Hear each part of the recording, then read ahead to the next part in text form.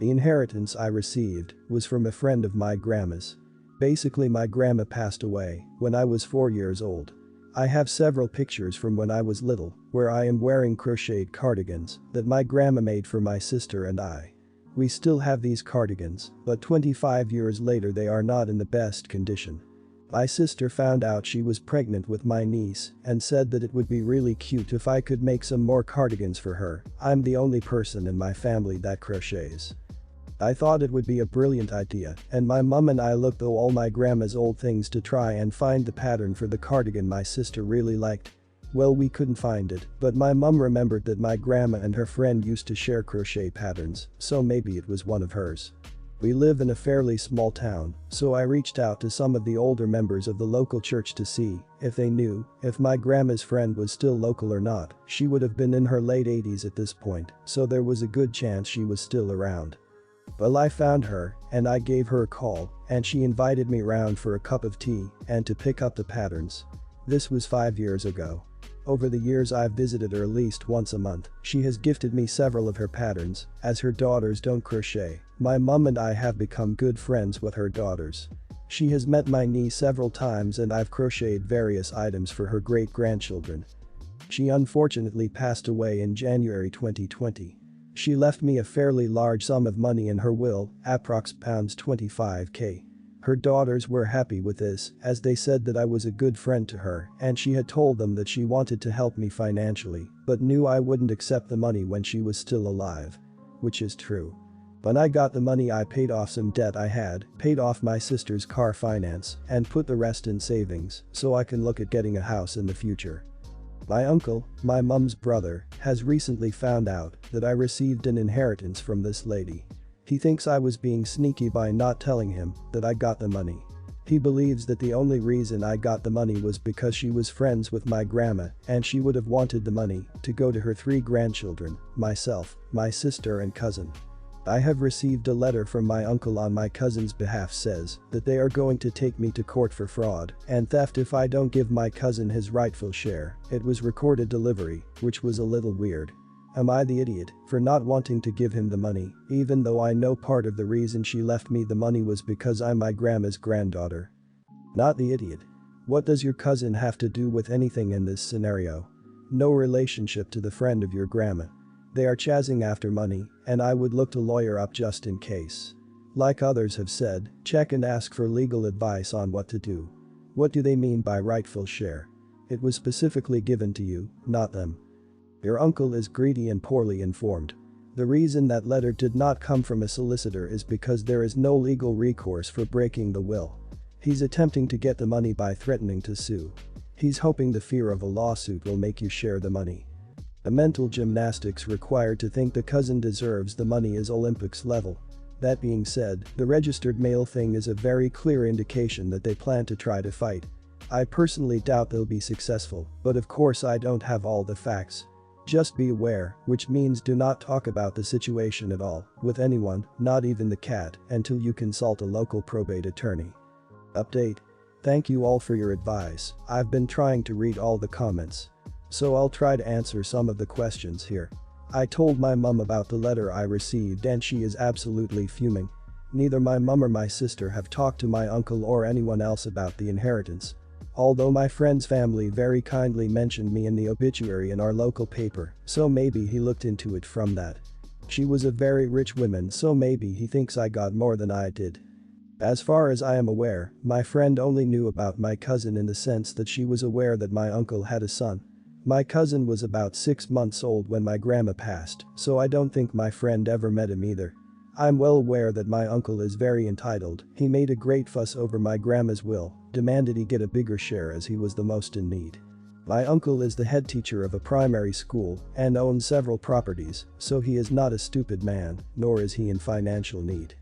Either way, he's pissed off the wrong people. My mum gave me the contact details of a probate lawyer in the next town, and I've given him a call this morning.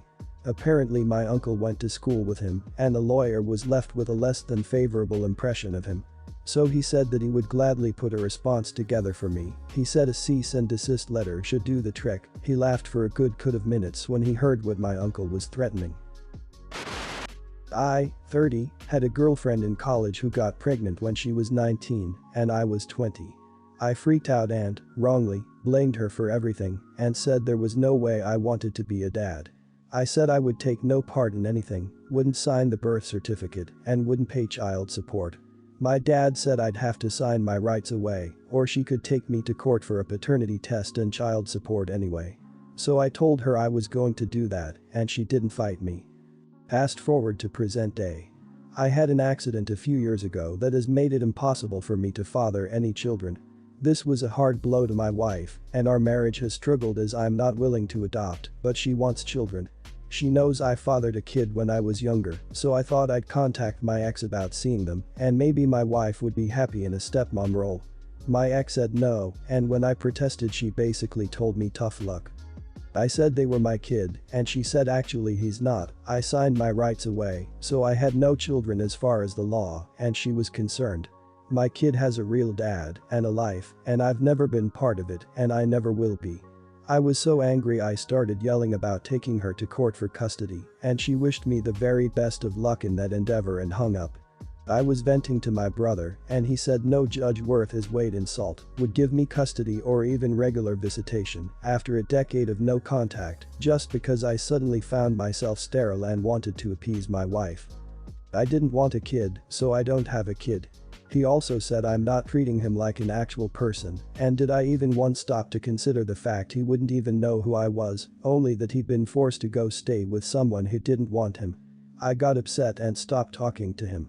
I shouldn't have threatened to go for custody, and I admit that, but people are acting like I've done the worst thing ever by even contacting my ex, so I thought I'd ask, am I really such an idiot? Yep. You are. You were the idiot and you still are the idiot. You bailed on your kid. Now your wife wants one and your thought process is, I have one in storage. You don't want your first child because he's your child and you want him for him. You want contact to appease your wife because you've made the executive decision that you don't want to adopt. You are the idiot in so many ways, both past and present. Seriously. She's right. You had your chance to be a father and you chose to reject it. You don't get to reject your child and then drop back into their life when you feel like it suits you. The fact that you care more, actually solely, about your own feelings than how this would affect your child pretty much shows that you aren't a real father. You are the idiot to infinity and beyond. Listen to your brother, cause he's not lying. That child is not a solution to your self-made problem, they are a person. With a life. You choose not to be a part of. You already have a solution to being childless, and that's adoption. I assume you don't like that the kid won't be a blood relation. Even bigger idiot. Another solution is have your brother donate and have your wife carry. But most importantly, before anything, get your head out of your butt and get some therapy. My friend Laura, a mom of 4 children, 3 boys and the youngest being a girl. Her and her husband continued having children after the first boy because they desperately wanted a little girl and were willing to have up to 6 children to do that. They consider themselves lucky for only having to have 4. Ages 10 to 1-year-old. So, Laura is stay-at-home mom and I work nights. When I get off I'll help her a few times a week. Going with them to the park, took the boys to a local Renaissance fair, so Laura would have time to herself with the baby, laser tag, etc. I enjoy doing these things, and they've often said that they think of me as their aunt. It means a lot to me because I don't have children. The oldest boy is starting middle school at a slightly younger age and came to me for advice. I'm proud of everything he said, but asked why he didn't have this talk with his mother, and he said that she was more preoccupied with a baby girl. Later in the day Laura and I are relaxing, and I tell her the boy's issues and advice I gave, and she was irritated and asked why he didn't have that moment with her. I reiterated what he said and told that it's understandable that a baby need a bit more of her time. She was visibly hurt and asked me to be completely honest with what I thought about her having multiple children. I was honest and told her I folded selfish. She had 3 perfectly healthy boys in hopes that one would be a girl she could have adopted, and instead her husband works 2 jobs 50-hour weeks to support them, but I also know that it was his choice to do this as well. She was fuming, told me I would never understand unless I was mother, and that she could never love a foster or adopted kid as much as her own. This made me cry because I'm foster kid that aged out of the system and she's aware of it. She called me an idiot for that and told me to leave. It's been about a week and she's called me multiple times and left voicemail apologizing, saying that she really needs the help with the boys. I feel like an idiot, I love them, and I'm happy they were born and feel like crap if I implied otherwise, but I'm hurt that I wasn't cared for a child and that there are so many others that won't have the chance because of that mindset. Am I the idiot? Not the idiot. You were asked a question and answered it truthfully. She wasn't prepared for your answer, but that is not on you.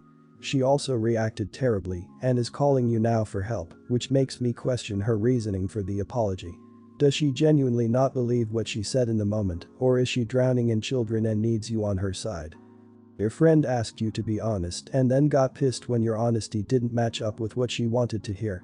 Then she doubled down on her idiotness by taking a jab at your personal history, knowing it would hurt you. And then to have the nerve to try and get you to come back because she needs help with her children, that's some bullcrap. If she would have prefaced her apology as not wanting to lose you as a friend and she feels terrible about how she hurt you, that would be understandable. But she's basically apologizing because she lost her free babysitter. Not the idiot. She asked for your honesty and you gave it. She's upset because deep down she knows you're right. Now she's apologizing because she needs your help. She sounds like a user to me. In addition, she's jealous of the time you're spending with the boys, even though she's been ignoring them for the baby girl. The boys feel it too. Yes, she is selfish. My 27 wife, 26, and I have been together since 2012. We started dating young and got married at 23. It was the greatest decision of my life. She means the world to me and then some, and I love this woman. We've helped each other grow over the years, and about a year ago we decided to start trying for a baby. A year later and no luck. So my wife made an appointment with her doctor and found out that there's a 99.9% chance that she'll not be able to conceive naturally and that IVF is our best and only real option. So we started looking into the cost of that, and we cannot swing it with our own money. We just bought a house together. We don't have any extra spending money, though we both have great jobs. So, I decided I'd go to my mother and ask her if she would pay for it or loan us the money because she paid for my older sister to have IVF done 2 years ago. She laughed in my face. Told me she only paid for my sister's because that's her real daughter and that my girlfriend should ask her mom. She knows she passed away. She was being a smart butt. She suggested I find another wife that has a working reproductive system. Keep in mind, my parents are very wealthy people. I know they can afford it and it wouldn't make a dent in their wallet. They just don't want to help us. She's always had some personal vendetta against my wife, dare I say it's because she's not fully white. So I told them I was done with them, that the comments they made were disgusting and that they should be treating my wife like she's their daughter. That this is for me as well, and that it's bullcrap.